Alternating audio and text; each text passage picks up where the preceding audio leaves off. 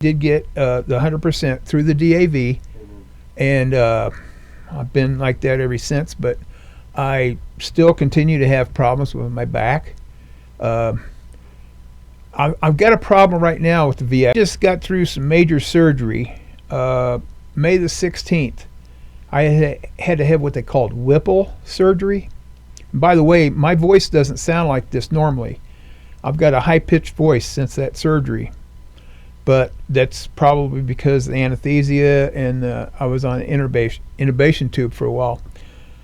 Whipple, they open you up from your belly button up to your sternum.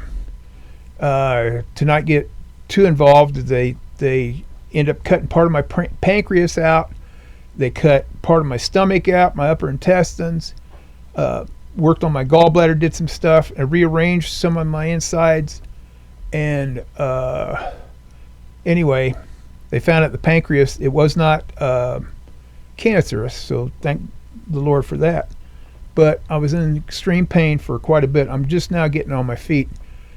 Anyway, the problem I've had with the VA is I turned in claims for my travel pay.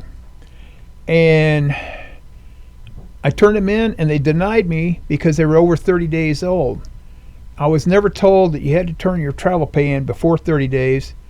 And I had to get claims. I had to get a written notification from my doctor or a nurse that I actually made the appointments. So I had like 5 different appointments before I had my surgery. MRIs, lab work, on and on and on. And it was all up in Tucson.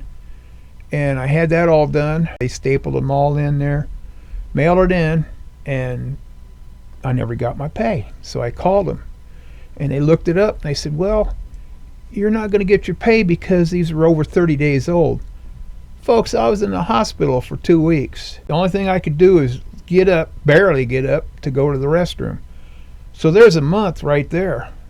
So I don't know how in the devil they expected me to get these travel pay things turned in 30 days.